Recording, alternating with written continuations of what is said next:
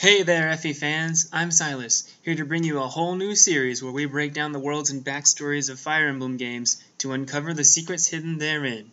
So strap into your wyverns and get ready to ride, cause we're about to have a Loregasm. We're starting with the fourth Fire Emblem title, Genealogy of the Holy War. However, by the end of this presentation, I hope I can convince you that it's really Genealogy of the Holy Norse. To prove this, I'm mostly going to be referring to this thing, the Wheel of Holy Blood. Some backstory. Long ago, an evil dragon rose up and terrorized the continent of Yggdrasil, and when all hope seemed lost, the 12 Crusaders made pacts with the dragons to craft weapons of immense power. This pact produced the 12 holy weapons, and blessed the Crusaders' bloodlines to forever be the wielders of those weapons.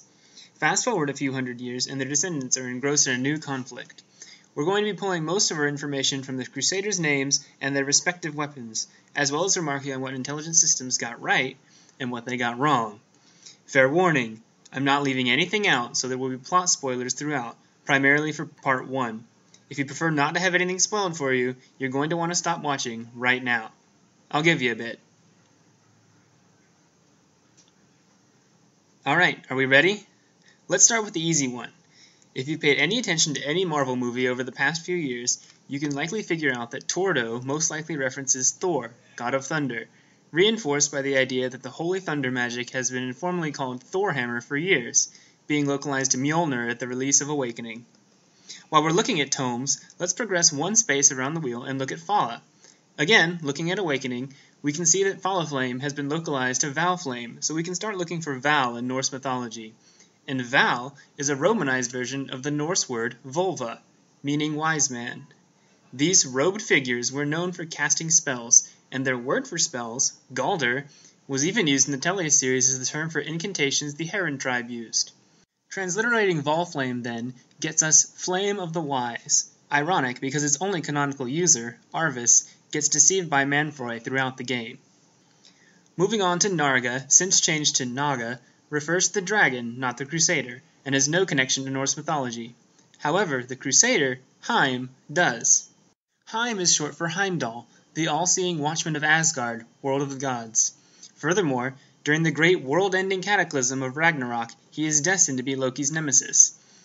Loki, generally perceived to be the most benevolent of the gods, obviously corresponds to lopped blood, which creates a second parallel between Julia and Julius at the endgame.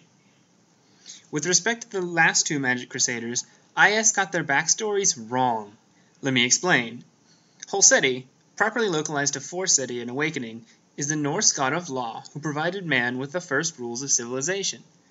Contrast this to Bragi, an honorary title given to well-known Norse poets and bards. See the conundrum? Bragi's descendant, Claude, is a high priest, generally associated with righteousness by nature of his class at the least, while Levin, Forseti's heir, spends his first appearance in the game posing as a bard. They did, however, get the Valkyrie right. The Valkyries are a race of beings that choose who is allowed to die in battle, and who is allowed to live. While we're on the subject of mix-ups, let's go ahead and cover the other big one. Odo is a reference to Odin, king of the gods, and could even be an alternate spelling. Odin is generally seen as cunning and a powerful god of war, and tends to travel alone, much like Ira and Shannon, who are each encountered for the first time acting on their own. However, Shannon wields the Balmung, a sword given to Sigurd, son of Sigmund, in mythology, while his patron god Odin fought with a lance, the Gungnir, attributed to House Dane in-game. That's a mess. Alright, changing gears. There are two Crusaders that don't have a Norse counterpart, Noba of Leinster and Nir of Dozul. Nir most likely references the Nirs, a Danish river, as the only playable character with Nir blood, Lex, encounters a woman in the water that gives him an axe, a crossover with an old English folktale. Noba doesn't reference anything at all, but the Holy Lance Gaybolg is named after the spear of the Celtic hero Cuchulainn. Its name, translated from Celtic, would be the belly spear, and it is given this name in, get this, the Book of Leinster. Moving back to Norse, Ullr is a hunter god and a skilled archer. He is often associated with the sea and is said to have traveled the ocean on a shield. This parallels Bridges' characterization as a skilled archer brought up by pirates. Furthermore, her holy weapon, translated Ufel in Awakening, refers to Ullr's homeland, Idalir, or the Yew-Dales. And finally we get to the last two, Baldur and Izul.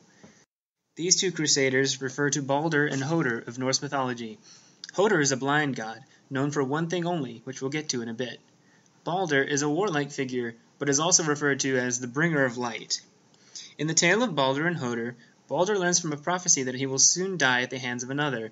His mother, Frigg, alarmed, travels among the 9 worlds, getting every living thing and every substance of the earth to swear oaths that they will not harm Baldur, which they almost unanimously grant. Almost, because Frigg overlooked mistletoe, which he thought was too fragile to harm her son.